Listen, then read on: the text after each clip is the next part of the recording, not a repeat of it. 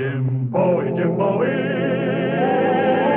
He was a bold adventuring man. Jim Bowie, battled for right with a powerful hand. His blade was tempered and so was he. Indestructible steel was he. Jim Bowie. He was a fighter, a fearless and mighty adventuring man. He roamed the wilderness unafraid, from Natchez to Rio Grande. With all the might of his gleaming blade, he fought for the rights of man. Jim Bowie. He was a fighter, a fearless and mighty adventuring man. Jim Bowie, whose name one day was to be written into the annals of brave men at the Battle of the Alamo, along with those of Davy Crockett and Colonel Travis, is on his way home again, heading south along the Natchez Trace toward his plantation in Opelousas, Louisiana.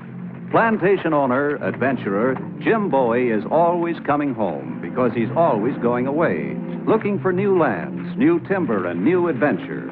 But he never stayed anywhere very long, just until the adventure was finished, and then he'd start drifting homeward again. That is, unless another adventure delayed him.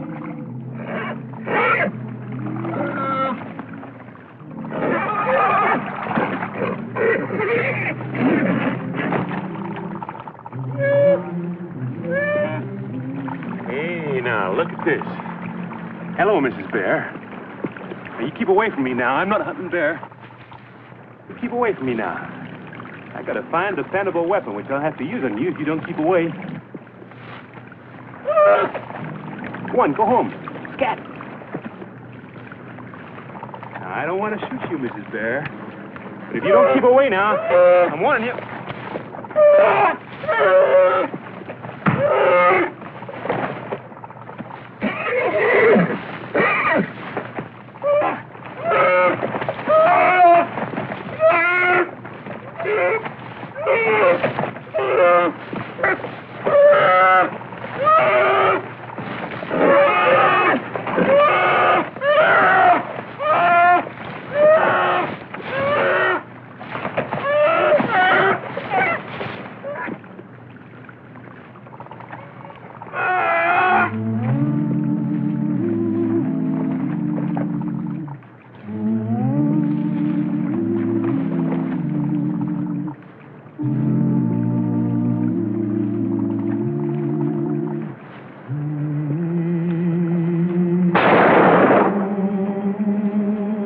Dependable weapon.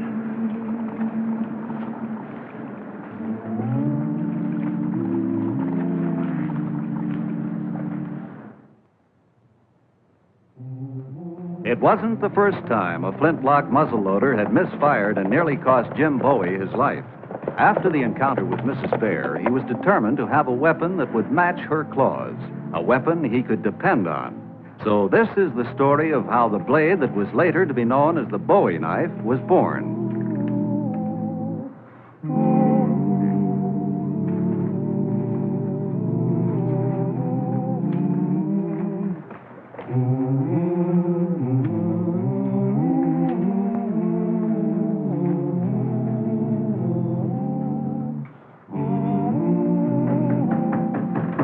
Anyone here? Mr. Black? Miss Black? Well, Sam Black don't live here no more, mister. Moved down to the country. Oh. Hey, can you tell me, is there a doctor in town? Yep, traveling doc, over at Yancey's store, making his regular monthly visit.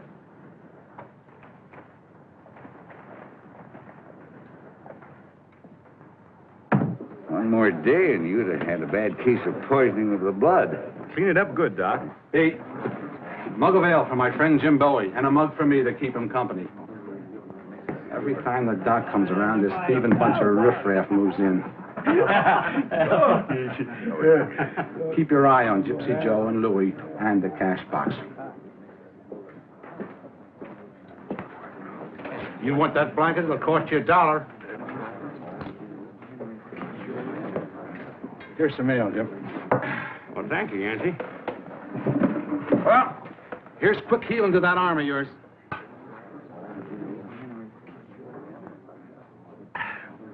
Now, what brings you to Yancey's Corner? Timber? Sugarcane land? No, as a matter of fact, I'm on my way home. Just sold some parcels of land up around Memphis. But that isn't why I come here. I'm looking for Sam Black, the steelmaker. You see, when that bear came at me and my gun misfired, I made up my mind right then and there I was going to get myself something more reliable. I was going to get myself a knife. Skinning knife? Oh, I got a fine selection. I got a skinning knife. What I want's a special kind of knife. The kind of knife I want hasn't been made yet. That's why I come to see Sam Black. I remember my father used to say he makes the best steel in the whole Louisiana. Oh, he used to, but no more. He closed up a shop a couple of years back, got himself a little farm. Why'd he do that? Well, nobody knows exactly. He just up and moved. I'll tell you, boy. I'm going to give you some ointment, some fresh bandages. I want you to use them. If you don't, you're going to have trouble. Oh, I'll use them, Doc. I'll use them. How much owe you? With a salve, $1. $1? That's a fair enough price. Here you are. I've got you for $10. Oh. Hey, Yancey, you pay it, will you? Put it on my bill. Thanks. Now keep that clean, you hear? Yes, I will. Thank you, Doc. Where's this farm the Blacks have moved to? Bayou La Tourneau. Straight south by the river road, about 6-7 miles. Yeah? I think I'll go have a talk with Mr. Black. I want him to make me a knife. So do a lot of people. I can sell anything he makes. If you can persuade him, let me know, huh? Well, maybe a little of this gold will persuade him. Thanks for the ale, Yancey. I'll see you on my way back. Right.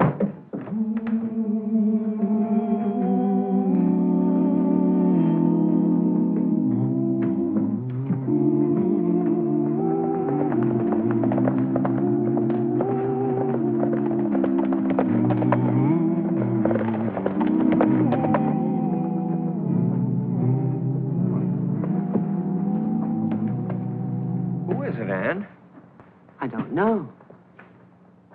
Well, you remember me, Mr. Black, don't you? I'm Jim Bowie from Opelousas. Don't you remember me? Of course. Mr. Black, it's Mrs. Bowie's boy, Jim. Welcome, Jim, welcome. Hello, Mr. Black. Have you ridden far? From Yancey's Corners. Then you must be tired. I'll get you a glass of Mr. Black's elderberry wine. Well, thank you, ma'am. Now, you sit right down here with Mr. Black, and I won't be but a minute. How is your mother? Well, she's fine, ma'am. Spanking fine. And your brother, Reason? He's fine, too. Mrs. Black, Jim's thirsty. Oh, I'm going, Mr. Black. Oh, my. Women sure do love to talk, don't they? That's what my father used to say. Yeah, that is, when Mama would stop talking long enough to let him get a word in. Yeah, well, we don't have too many visitors out this way. I suppose you're wondering why I've come to see you. There you are. Well, thank you, Mr. Black. This is real social-like of you to call on us, James. My land, what happened to your arm? Or I had a little argument with a lady bear. She out-talks me. Well, that figures. Oh, now, Mr. Black. That's why I come to see you, Mr. Black. I want you to make me a knife. A knife? Next time I have an argument with a lady, I'd like to win it. Well, but Mr. Yancey has a real good assortment of knives. Oh, no, Mr. Black. Those kind of knives are too short to get through the fat of a bear. And they're too brittle when they hit bone. The kind of knife I have in mind's it's a special kind of knife. The knife I have in mind would have a blade about this long. Would be twice, maybe 3 times as thick as an ordinary knife. And be curved toward the tip and double-edged, so to cut 2 ways. And it would be balanced for throwing. So it would have to be made of the very finest steel. So the tip wouldn't break off when it hit something solid. I don't know. Maybe I'm asking the impossible. But I do know this, Mr. Black. If anyone can make me this knife, it's you. A double-edged tip. It's a most unusual knife. You have to be tempered 6, maybe 7 times very carefully. But, Jim, that's not just a knife. That's a weapon. That's right, Mr. Black. Knife doesn't misfire, and it's always loaded. Yeah, an awful lot of work. Well, I'll supply the muscle and the sweat. All you'd have to do is supply the knowledge. That knife does fire my imagination, kind of like a challenge. 2 years ago, I would have accepted it, but now I can't even see my wife's face across the supper table. I'm just groping around in a world of shadows, and it's getting worse. That's why I closed up my shop. Things will be different tomorrow. We're going in to see Dr. Hogue at the Corners. He wrote us that he has some fine new spectacles with imported German lenses. We've been saving our money for it. Oh, I almost forgot. Here's another $1. Mr. Creary paid his milk bill. Spectacles. Even if we could afford them, there's no telling how much good they'll do. Jim, I think whatever the Lord wills, we have to accept. Mr. Black, if the doctor can't help you, I mean, if the lenses do make you see again, will you make me the knife? Well, Jim, I'd be happy to. Now that that's settled, you'll be staying for supper, James. It'll be a pleasure, ma'am.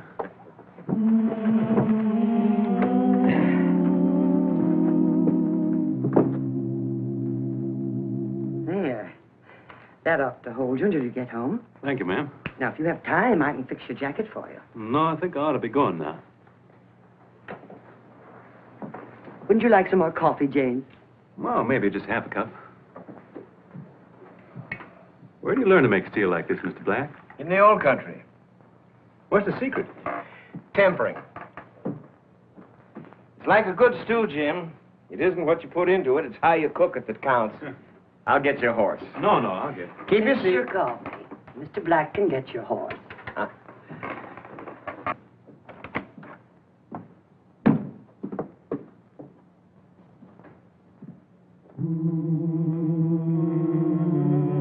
I encourage him to do all he can. Gives him confidence.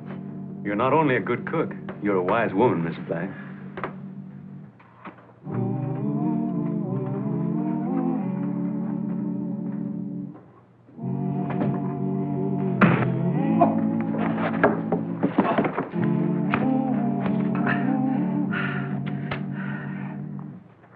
This isn't Bowie.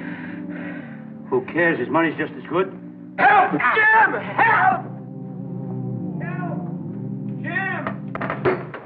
Jim, help! Help! Jim!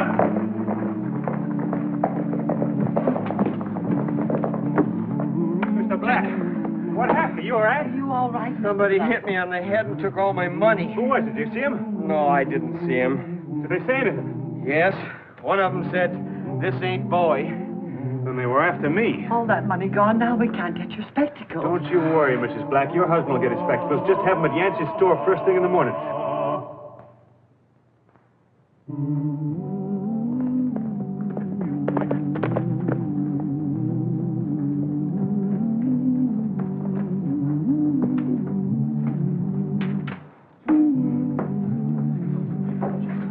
See Mr. Black? Yeah, I saw him. He was beat up and robbed. He couldn't do any work. That's why I come back here. Give me a room for the night, will you, Yancey? Sure. Just sign the book and give me $1. Oh, better make it $2. I paid the doc for you, remember? All right. Take care of my horse, will you? 50 cents more. There you are. That suit you? Well, don't get mad about it. Everybody has to sign. You look like you can't read. I can read all right. Don't worry. I want you to put the rest of this gold in the safe for me. I ain't got to save it. We'll stolen. Oh, well, give me a room with a good, strong lock on the door. Ain't got no keys. One by one, they just come up missing. This is a fine hotel. You make it easy for thieves, don't you? Well, if you're so scared of getting robbed, just shove your bed against the door. Oh, that's not good enough. Give me a hammer and some nails. I'll nail the door up. You shouldn't carry so much money anyways. I have to till I get to the bank in Opelousas. Here, nail yourself a number 6 down the hall. Number 6 got a window? One of my best rooms. Plenty of fresh air. Good. Fresh air is one thing I like. Good night. Good night.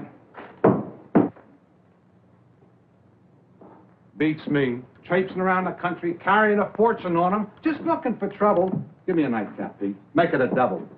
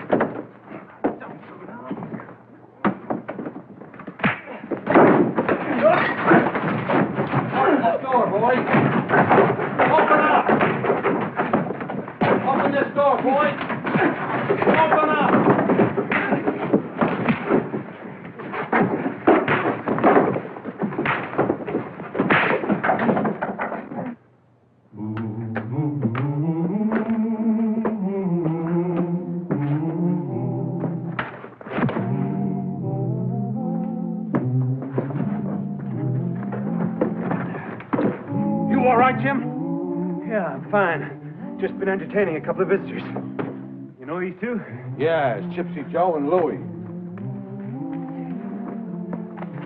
Yeah, these are the two who robbed Mr. Black, all right? This is his money pouch. Well, I've been watching these filthy scum for a long time. You got any place we can lock them up while we send for the sheriff? Yeah, I got a hog sty out in back. It's full of fertilizer, though. Yeah? Just the place. You grab the other one. Right. Now, just a minute. Now tell me when the small letters are clear.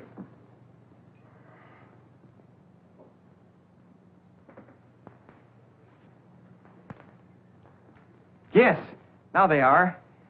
I-O-E-T-C-E. I tell you, Sam. I don't blame you for grinning, Jim. Looks like you're going to get your knife. Oh, I wasn't grinning at that.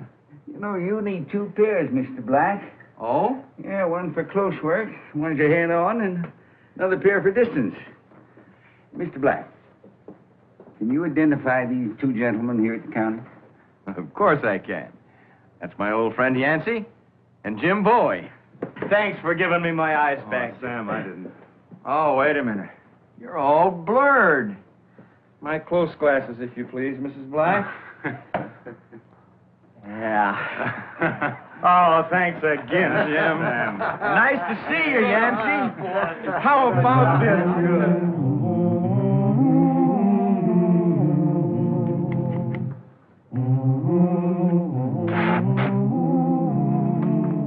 The balance should be about there, throwing. Say, 1 complete turn in 30 feet.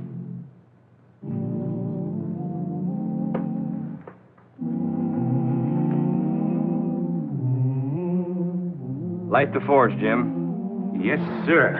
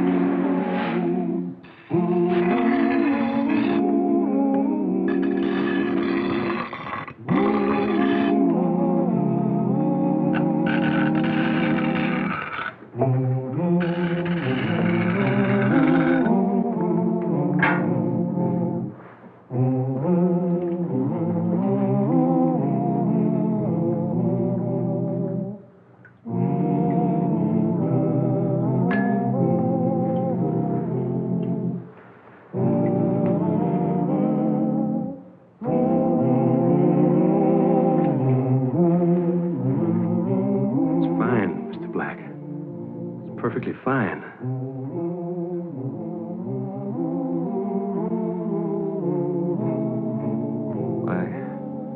I never seen a piece of steel as fine as this in my whole life. There's a lot of gratitude in that blade, Jim. Come on outside. I want you to throw it. Huh? Come on, come on. Yeah, it's all right. Now, come here, Jim. That tree right...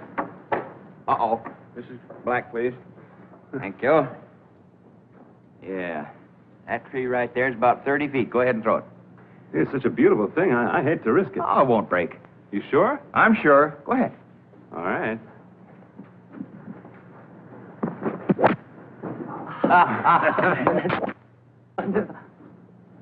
Both their knives are in the tree, mister. Now we're even. It's Gypsy Joe and Louie. They broke out. Joe, your quarrel's with the sheriff. My quarrel's with him, Yancey.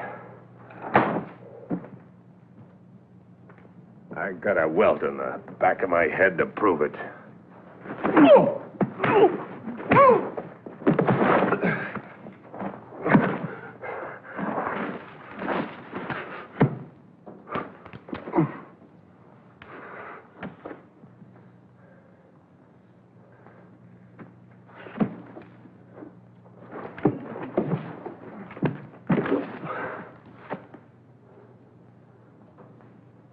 Well, now.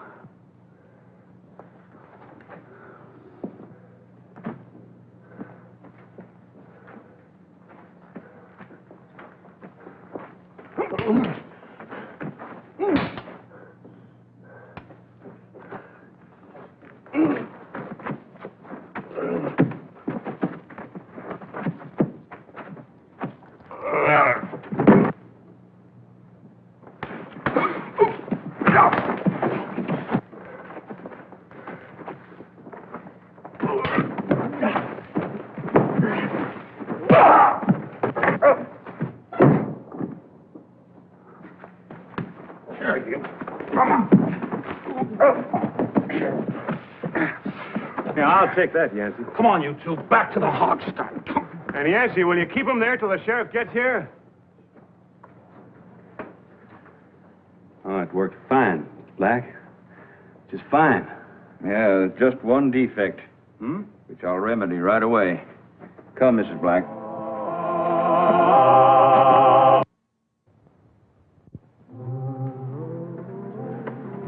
Here you are, Jim. Put a strip of brass along the back. Yes, the brass is softer than steel. Catch your opponent's knife, and his blade won't slip off so easily. My opponent? Mr. Black, I didn't want this knife for fighting men. Jim, there are men in this world who are more savage than beasts. Use this wisely, and may it always protect you. Thank you. I made this for it, James. Well, thank you, Miss Black. Thank you both very much. Take care of yourself, Jim. I will. Goodbye. Give my regards to your mother.